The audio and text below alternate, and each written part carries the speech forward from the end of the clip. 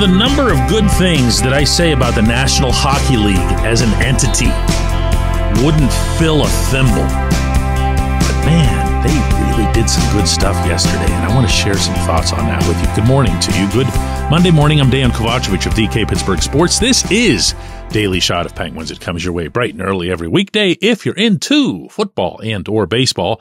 I also offer daily shots of Steelers and Pirates in the same place that you found this. What a whirlwind that was of hockey on a Sunday, running basically from noon to past midnight. 4 games stacked on top of each other, kind of like the early rounds of the NCAA basketball tournament. You know what I'm talking about, when you're still naive enough to think that your bracket can do some damage and you're really interested in every single game, so you watch like all morning, noon, and night.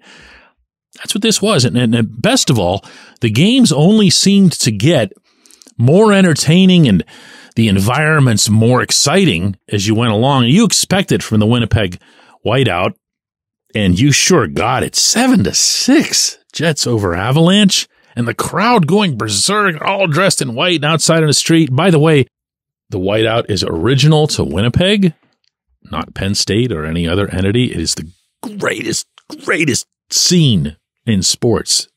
Filled the entire arena like that. Then they filled all of Hargrave Street, just jammed it with humanity for as far as the eye could see, all wearing white. Fantastic stuff.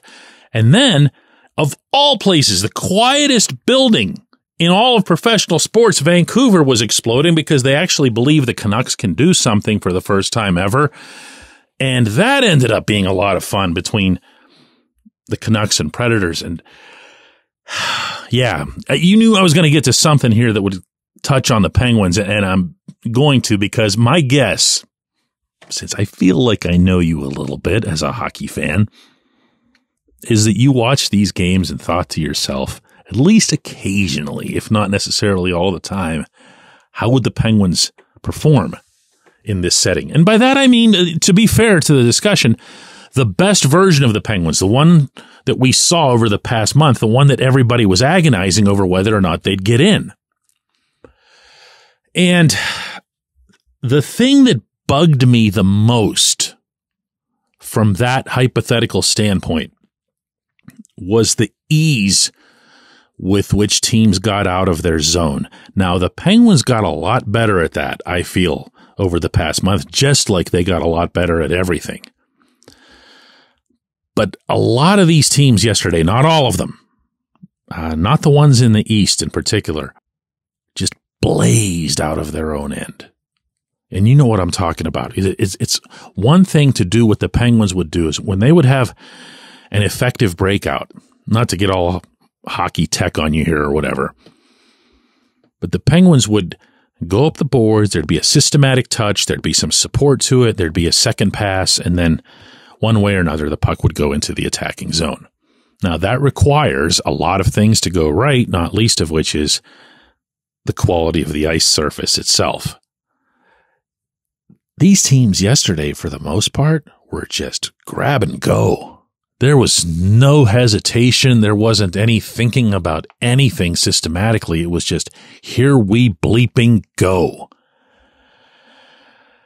If you think about the makeup of the people who would engineer the Penguins' breakouts, there would be a casual tendency to just say, oh, they've got to be really good at it. I mean, they've got Erik Karlsson and Chris Letang, and Marcus Pettersson never had a better year. But when you really get down to it, it wasn't a strength of this team, even when it was not at this level. And it's for different reasons, and I'll address those individually. With Karlsson is looking, as a hockey player, always for the fastest possible route to offense. And that doesn't often dovetail with what this team does. And it definitely doesn't dovetail with the breakout approach that I just shared with you. Karlsson is way more likely to get the puck from wherever in the Penguin zone, skate his way out of trouble as he always does, has to clear the palate for himself before he goes tasting, and then he'll fire the puck at somebody. Now, whether they catch it or whether they just tip it forward, he doesn't care. He's always been that way. Everything about Carlson is to let the puck do the movement for you. Let the puck cover the 200 vertical feet. And I'm going to repeat, that didn't necessarily work with this team. If you think about, let's just say the Sidney Crosby line, so you go with the optimal situation. Sid likes to get the puck quickly, but a little bit lower in the neutral zone, and then start creating himself. Evgeny Malkin is 3 times that when it comes to that tendency. Gino wants to come way back and do the revving up of the engine himself, even though that doesn't really work all that well for him at this age, to say the least. Chris Letang, obviously, since he's been around for 17 years, is going to be a better fit for this sort of thing that I was just describing with Sid, and for that matter, Gino. He knows what they want, he serves it up, and there they go. If it's working. But this idea of having another speedster or two on the back, and I know that's not going to mesh with what a lot of people want, which is, get that big bruiser who can clear the front of the net as if it's still 1985 or whatever. But it's really needed on this team. And I've known that, and I've thought about it through the season, obviously a lot less over the past month, but yesterday was a really strong reminder for me in that regard. That if you had yourself someone, even if they were smaller or whatever, who could just get the puck and just go, not that a Quinn Hughes grows on trees, but like a Quinn Hughes, okay?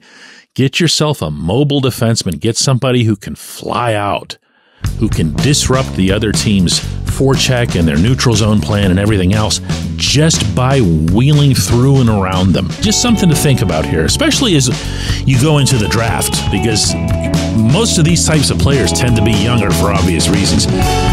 When we come back, J1Q.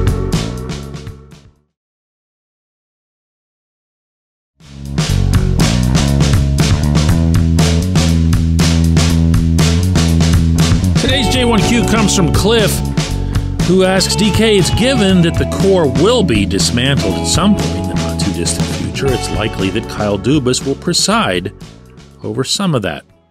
Sidney Crosby has been great here, and I'm sure, given his drive and determination, he'd love to have a chance at another Stanley Cup run. He deserves it, whether it's here or elsewhere.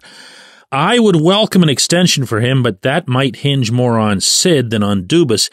Does Sid think that Dubas can build a contender here next season? And if not, might he play out his contract and then go seek a cup somewhere else? I'm going to do my best over the coming weeks and months to diffuse, even if I have to do it on every other episode, any notion that Sid's going somewhere else. He's not. He's not. That doesn't mean that Sid's going to be an automatic take whatever it is that they offer. For anybody who doesn't know this, kind of an interesting thing about Sid, his salary cap hit this past season was his standard average annual value for his contract was $8.7 million. In actual money, he was paid $3 million. He was basically paid the equivalent of what a crappy reliever for the Pirates would make. $3 million in actual cash. Now, not that I'm sneezing at $3 million. I'm sure a lot of everybody would welcome being paid $3 million, but he's Sid and we're not. Sid's not going anywhere, okay? Let's begin with that as a premise. You brought up another, I thought, really valid point within that that's worth discussing, though.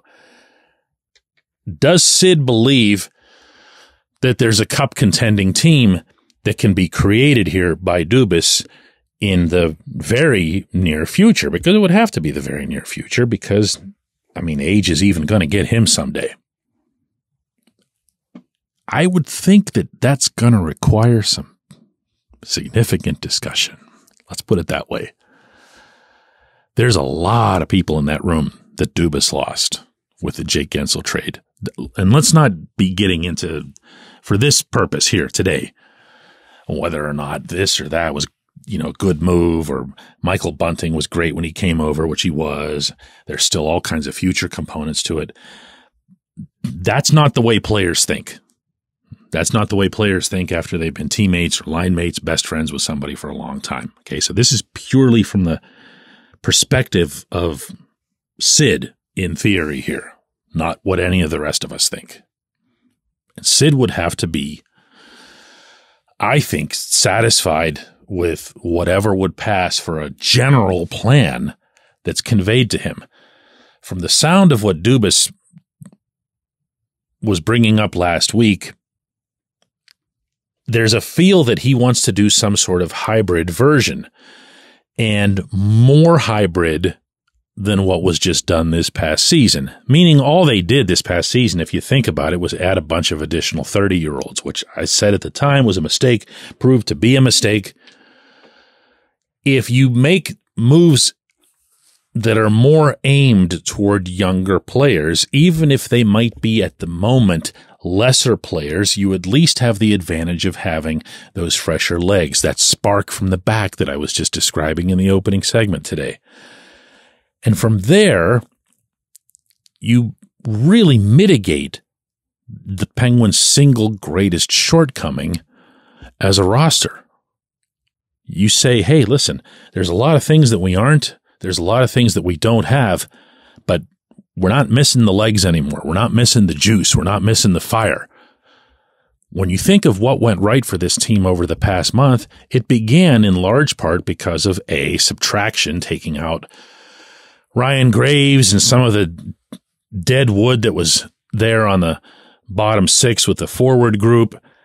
And you had greater roles for Drew O'Connor. You had greater roles for Valtteri Puustinen, and guys who can still move, guys who can still really get around the rink. And even though I don't think anybody would look at Jack St. Ivany as, the next Paul Coffey, he came with that youthful energy to him. He made things happen. He didn't just exist when he was on the ice. So I think you'd have to see the two of them get together and really come to a common understanding of what the GM hopes to achieve. And then from there, for the GM to explain why a lot of the things that he tried for this past season didn't work at all. I appreciate the question. I appreciate everybody listening to Daily Shot of Penguins. We're going to do another one of these tomorrow.